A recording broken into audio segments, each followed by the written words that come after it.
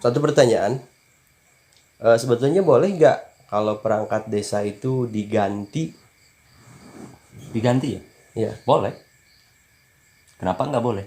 kalau misalkan ada beberapa periode kepala desa, katakan misalkan sudah ganti-ganti 10 kali perangkat apa 10 kali kepala desa gitu. Sangat boleh. Sangat boleh diganti. Mhm. Tapi lihat mekanisme. Iya, iya. Kan manusia bukan robot. Betul, betul, betul. Motor juga bisa diganti kok. Karena ada aturannya Nah, mungkin gini. untuk pengangkatan. Oke, kita mengacu aturan hari ini. Mhm. Aturan hari ini. Aturan hari ini itu Permendagri 67 tahun 2017. Mhm. Nah, 67 2017. Perangkat desa boleh diganti dengan berbagai alasan. Iya. Satu, yang pertama jelas pasti harus diganti nih, Mhm. meninggal dunia. Iya, iya, iya. Kan bukan robot. Harus ada rekrutmen lagi berarti. Iya jelas. Yang kedua, mengundurkan diri. Masa orang mau mengundurkan diri gak boleh? Mhm. Bisa diganti kan? Bisa. Yang ketiga, melanggar hukum.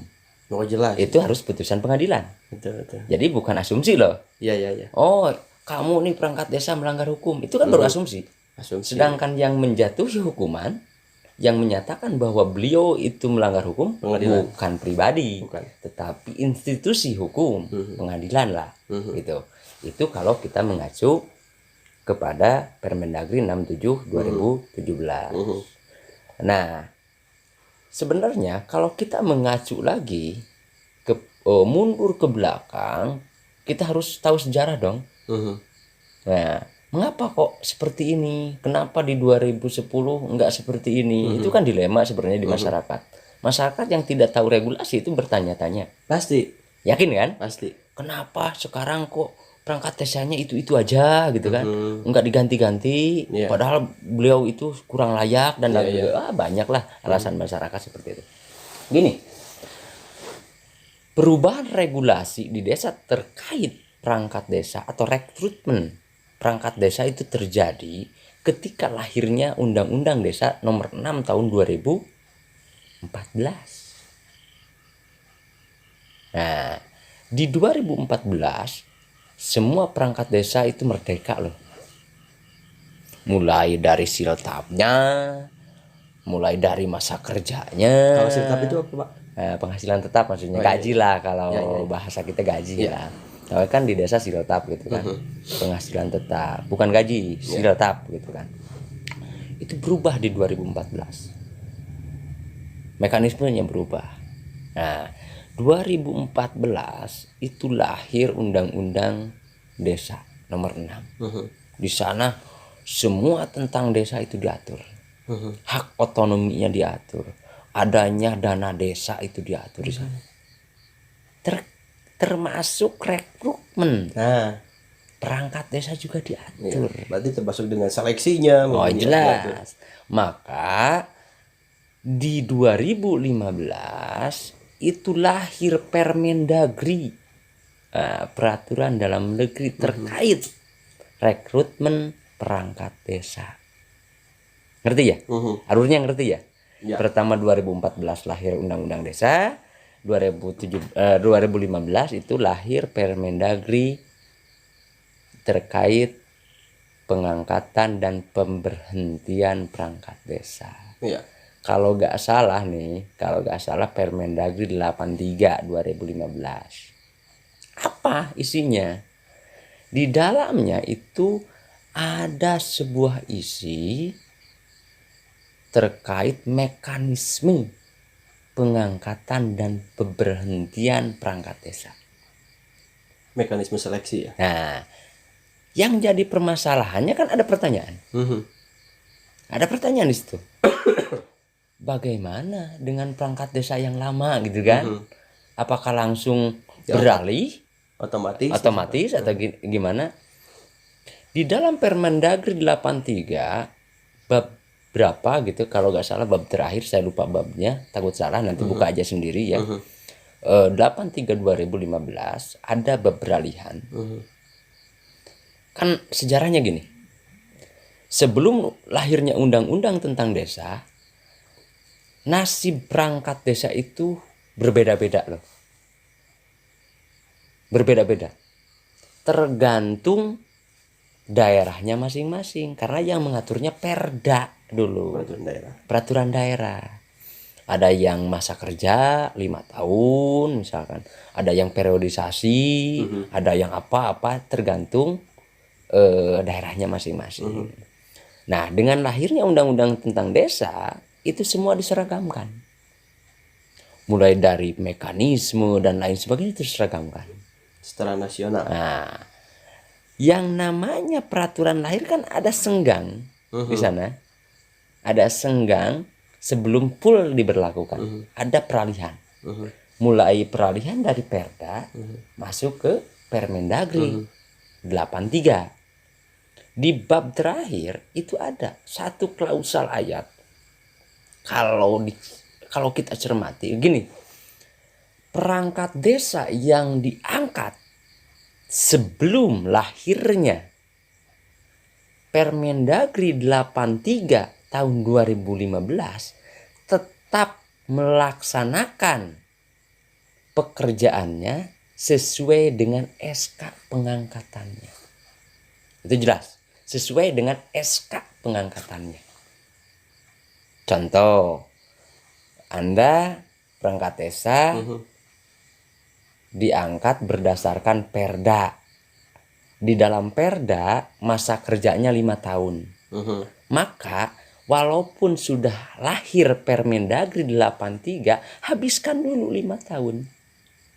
Setelah habis baru masuk ke regulasi berdasarkan Permendagri 83 tahun 2015. Iya betul. Artinya berarti harus seleksi lagi. Iya. Setelah selesai ini, maka Anda diangkat berdasarkan Perda daerah Anda misalkan. Betul. Contohnya dalam SK, masa jabatan Anda itu 5 tahun. 5 tahun. Berarti habiskan dulu 5 tahun. Habiskan dulu 5 tahun. Finish misalkan di 2016. Betul. Maka 2016 itu habis masa jabatan Anda sebagai perangkat desa. Keluar dari perangkat desa. Masuk lagi regulasi baru dengan seleksi berdasarkan amanat Permendagri. Itu. Amanat Permendagri 83 bahwa rekrutmen perangkat desa melalui tahapan seleksi. Gitu. Jadi seleksi loh. Setelah lahir Permendagri 83. Kalau misalkan untuk aturan seleksi itu dibuat oleh desa. Bukan. Bukan Ada di Permendagri. Betul. Mekanisme tentang waktu, tempat dan lain sebagainya itu diatur di Perdes. Jadi dari sistem penilaian, dari penilai. Penilaian sudah ada. Penilaian sudah ada. Jelas. Di Permendagri 83 itu sudah super komplit. Calon perangkat desa kriterianya ini. Tamatan SMA, umur sekian, tanggal lahir sekian ada dan lain sebagainya lah. Taat kepada Pancasila dan lain sebagainya. Ada itu. Penilaiannya ada penilaian dedikasi. Betul. Kalau 5 tahun berapa, kalau 10 tahun berapa, kalau kurang berapa itu ada. Sudah dibahas di Permendagri.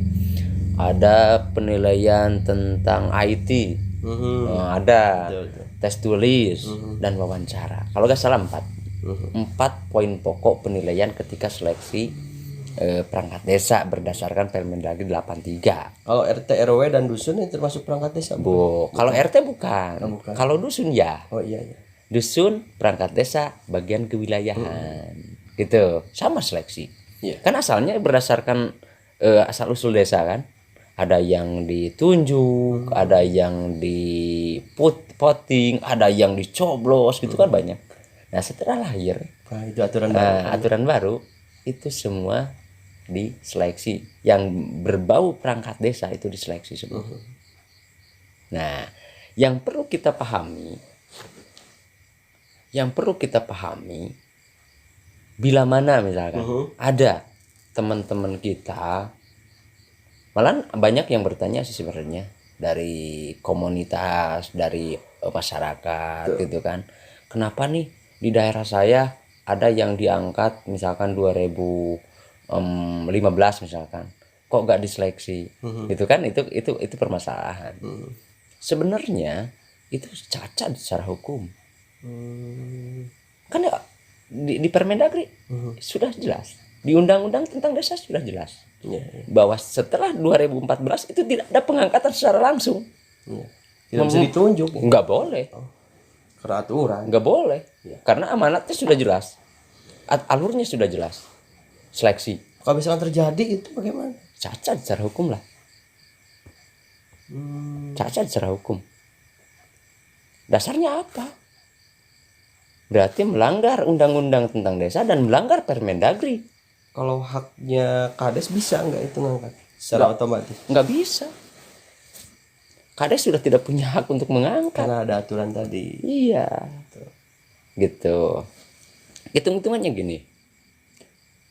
Kan gini, banyak pertanyaan kembali. Kok kenapa orang-orang lama masih diam di desa?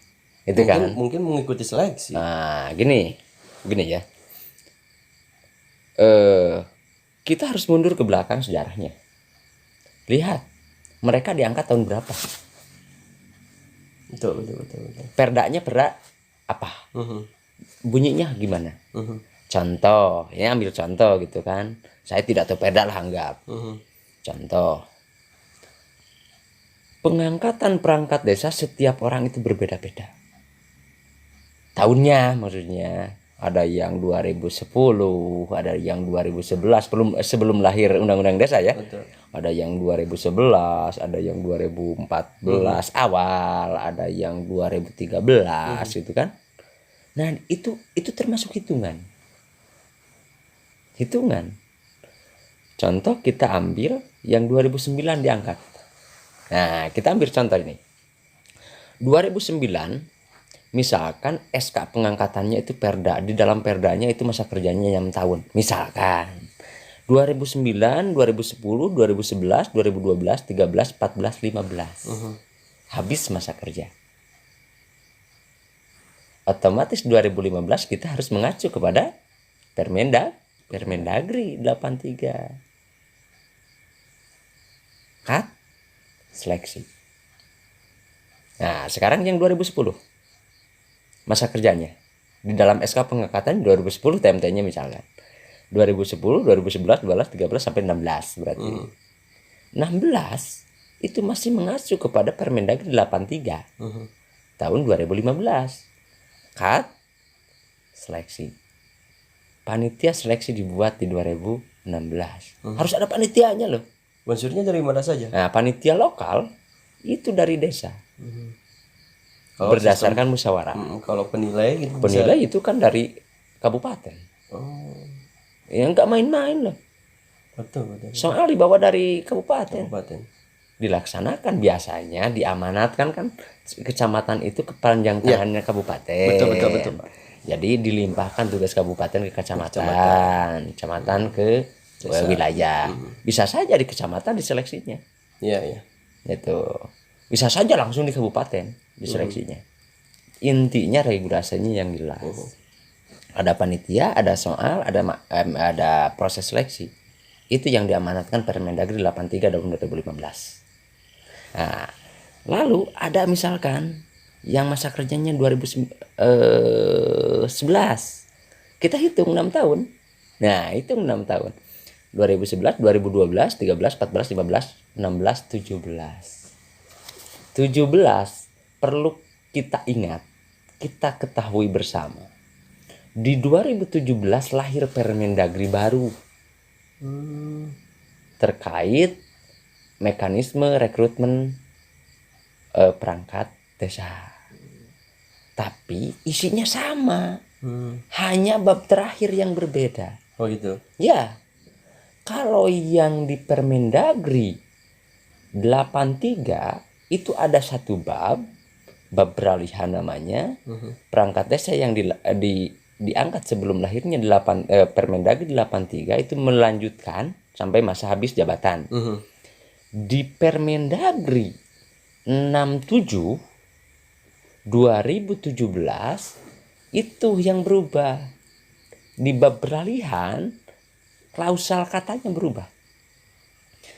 perangkat desa yang diangkat sebelum lahirnya Permendagri 67 itu ditetapkan. Itu perlu dipertimbangkan. Intinya kalau kita main aman dan tidak aman, seandainya masa kerja perangkat desa berdasarkan SK pengangkatannya 6 tahun, yang tidak aman itu adalah perangkat desa yang masa kerja atau TMT-nya itu 2010.